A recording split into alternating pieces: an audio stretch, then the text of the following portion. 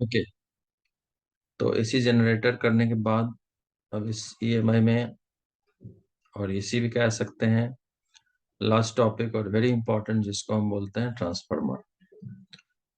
तो ट्रांसफार्मर में फिर से, जैसा हम जानते हैं, एक ऐसा डिवाइस है जो अपने घरों तक इलेक्ट्रिसिटी सप्लाई देती है। लेकिन ये करता क्या है? तो ये बेसिकली स्टेप अप और स्टेप डाउन करता है। मतलब वोल्टेज को जरूरत हो तो बढ़ा सकना है, बढ़ाना है, और जरूरत हो तो कम कर देना है। जैसे घरों में हमें 220 वोल्ट चाहिए और इंडस्ट्रीज के लिए थाउजेंड्स ऑफ वोल्ट चाहिए, तो वहां पे स्टेप अप करना है, बढ़ाना है। और घरों में अगर कम होना है, 220 ही चाहिए, तो उसको स्टेप डाउन बोलते हैं। और ये हमारा बेस्ड किस पर है? तो म्यूचुअल इंडक्शन पर। Very significant topic. आइए देखते हैं अबाउट ट्रांसफर।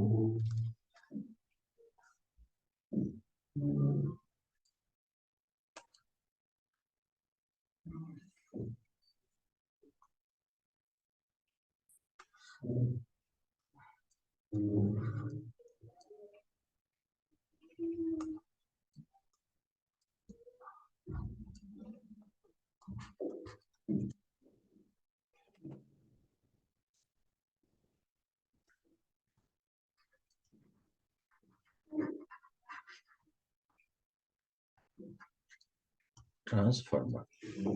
तो having said that, one liner intro देंगे। इंट्रो क्या देंगे? A device which converts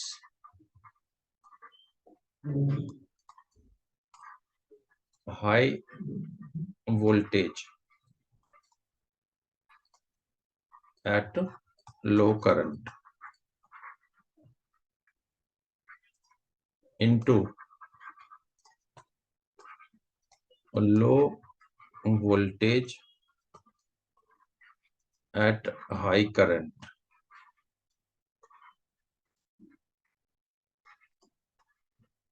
and vice versa.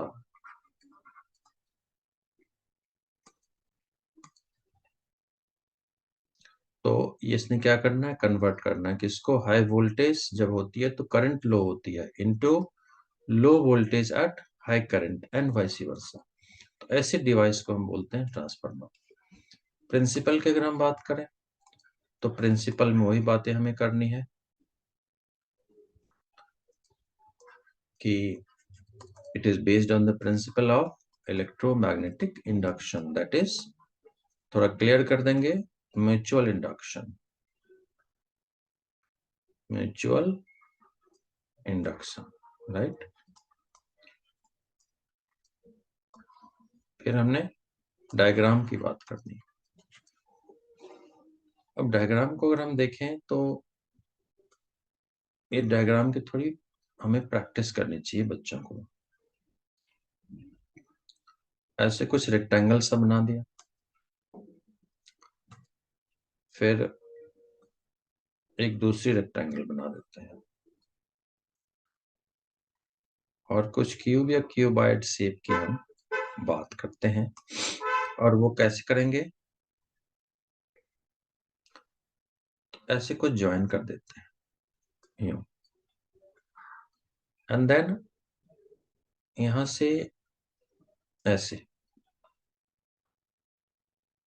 This shows कि बहुत सारे स्लिट्स, थिन इसके स्लिट्स मिलकर हमने ये बनाया हुआ है, और इसकी थिकनेस मान लीजिए इतनी होगी। बहुत सारे थिन शीट्स मिलके बना दी, इसको वो बोलते हैं laminated core of transformer.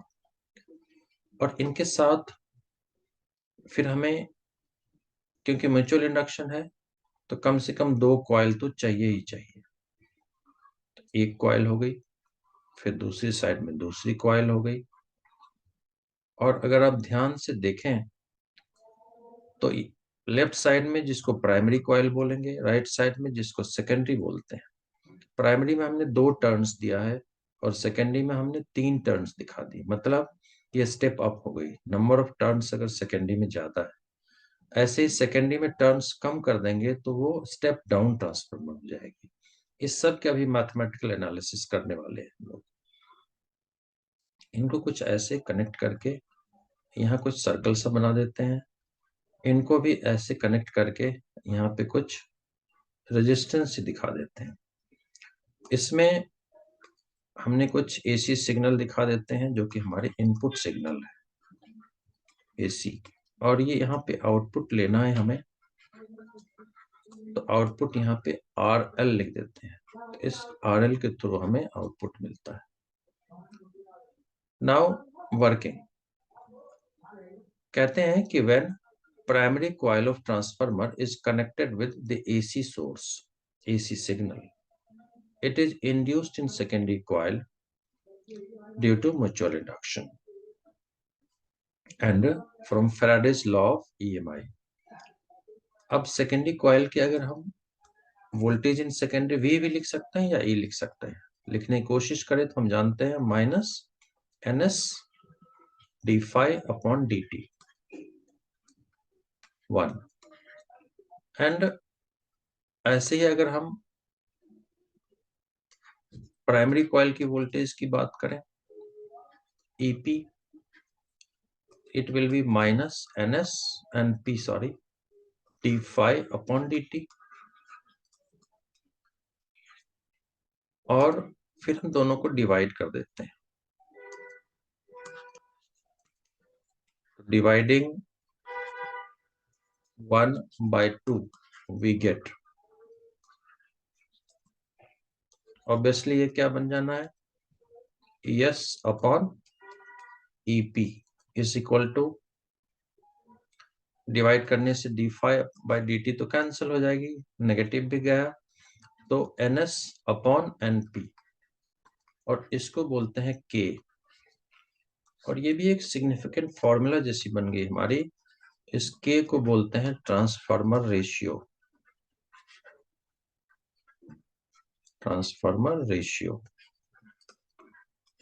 Right.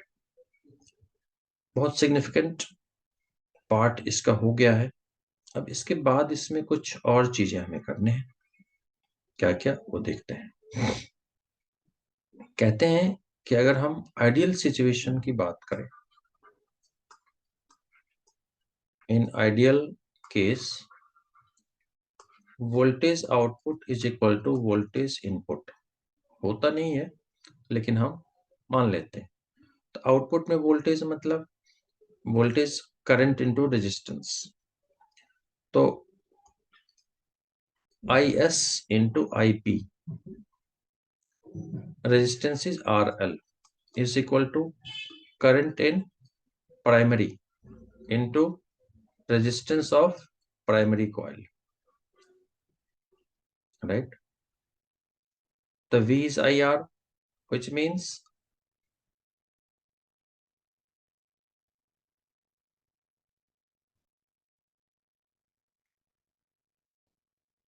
अगर हम इनका रेशियो लें तो IS/IP is equal to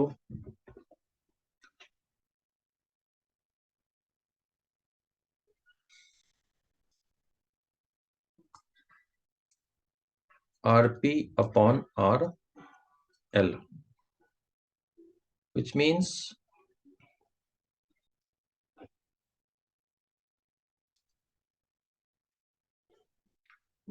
so power output should be equal to power input। Power होती है वोल्टेज जो कि secondary into current in secondary is equal to voltage in primary into current in primary. तो इसको अगर हम रेशियो में ले लें तो ES/EP, it will be IP/IS। अब अगर हम देखें, जब हम लेते हैं फोर्थ इक्वेशन, मान लेते हैं कि ratio of voltage in secondary by ratio of voltage in primary, यहां भी वही है, लेकिन यहाँ पे it is equal to the ratio of current in primary by current in secondary. इसी से ये सिग्निफाई करता है कि जब करंट सेकेंडरी में ज्यादा होती है तो वोल्टेज कम होगी, एंड वाइस वर्सा। मतलब थर्ड को अगर हम देखें तो using equation 3 we can write like this कि when NS is more than NP, यहाँ पे NS is more than NP, obviously ES would be more than EP, तो सेकेंडरी में वोल्टेज ज्यादा होगी, तो इसको बोलते हैं हम step up transformer, right. And ठीक इसका रिवर्स अगर सोचे हम कि when EP more than ES, अब अगर प्राइमरी में ज्यादा वोल्टेज हो तो ये कब हो सकती है, then NP would be more than NS, इसको बोलते हैं स्टेप डाउन,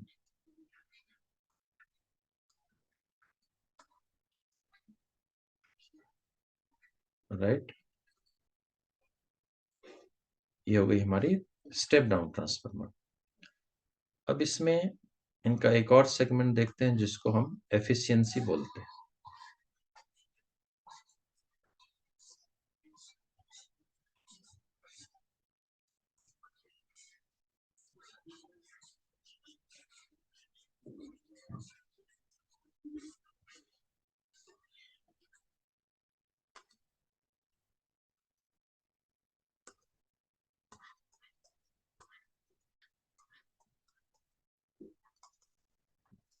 एफिशिएंसी हम जानते हैं, एफिशिएंसी को एटा से सिग्निफाई करना है, and efficiency means ratio of output work done to the input. तो आउटपुट वर्क डन मतलब output power divided by input power, percentage चाहिए होगा तो 100 से मल्टीप्लाई कर देंगे, विच मींस परसेंटेज एफिशिएंसी। अब पावर आउटपुट को वोल्टेज इंटू करंट, तो voltage into current divided by voltage into current in primary, तो EP into EIP multiplied by 100। अब ऑब्वियस सी बात है कि ये एफिशिएंसी कभी हमारी 100% नहीं होती है, ये ईटा कैन नेवर बी 100% और 1, क्योंकि ESIS is equal to EPIP ऐसे तो टेक्निकली हम लोगों ने यहाँ भी लिख लिया है, this is ideal situation, practically नहीं होती। क्यों नहीं होती? Due to transformer losses, and there are 5 transformer loss, right? What are those transformer loss? First को बोलते हैं copper loss. Copper loss means since primary and secondary coil of transformer are of copper, तो copper metal है, तो क्या होती है, due to heating effect some heat is created into it, H is I²RT, और इस फॉर्म में heat loss हो जाती है। तो इस हीट लॉस को बचाने के लिए thick wire of copper is used, तो उससे रेजिस्टेंस कम होगी तो करंट ज्यादा फ्लो हो सकती है, बिकॉज I इज V/R, तो R अगर ज्यादा होगी तो I कम हो जाए, sorry, I is V/R and R is rho L by A, तो R is inversely proportional to cross sectional area, R is rho L by A, तो A अगर ज्यादा होगी तो रेजिस्टेंस कम हो जाएगी, और रेजिस्टेंस अगर कम होगी तो करंट ज्यादा फ्लो होगी, इसलिए थिक वायर यूज करके इस लॉस को थोड़ा मिनिमाइज करने की कोशिश करते हैं। सेकंड को बोलते हैं फ्लक्स लॉस। फ्लक्स लॉस का मतलब कहते हैं कि the flux starting with the primary coil may not be linking with the secondary coil, जितने फ्लक्स यहाँ से शुरू होते हैं सेकेंडरी कॉइल से सब के सब लिंक नहीं होंगे, तो इस फॉर्म में भी थोड़ी बहुत एनर्जी लॉस हो जाती है। And then we can have third loss which is called iron loss. अब ये जो आयरन लॉस है इसका क्या मतलब है, कहते हैं कि जो कोर ऑफ ट्रांसफार्मर ये जो हम लोगों ने बनाई, ये कोर में कुछ फेराइट कोर यूज करते हैं, सॉफ्ट आयरन की कोर यूज करते हैं। सॉफ्ट आयरन में क्या होती है, तो ये मैग्नेटाइजेशन और डीमैग्नेटाइजेशन के प्रोसेस में एनर्जी लॉस हो जाती है। तो इससे बचने के लिए आजकल एलओआई यूज होती है, प्लैटिनम इरिडियम की एलओआई। तो इस तरीके से आयरन लॉस को मिनिमाइज करते हैं।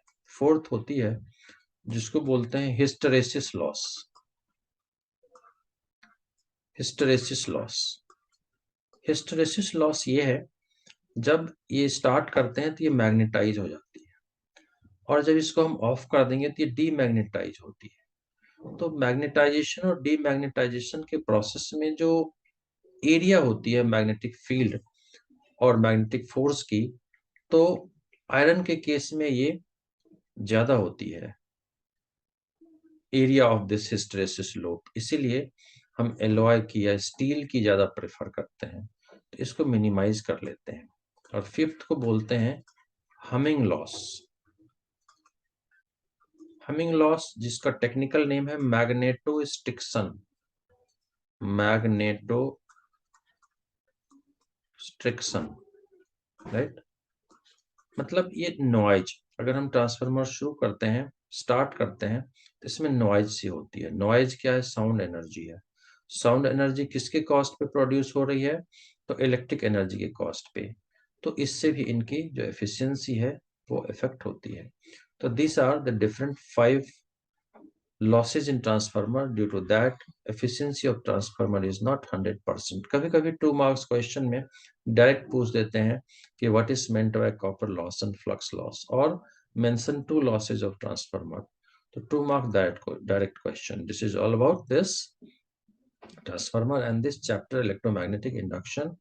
Hope I have made your work easier. थोड़ा बहुत मैंने हेल्प करने की कोशिश करी। तो do hit like button, subscribe it, share it with your friends, and do comment to improve. Thank you so much. May God bless.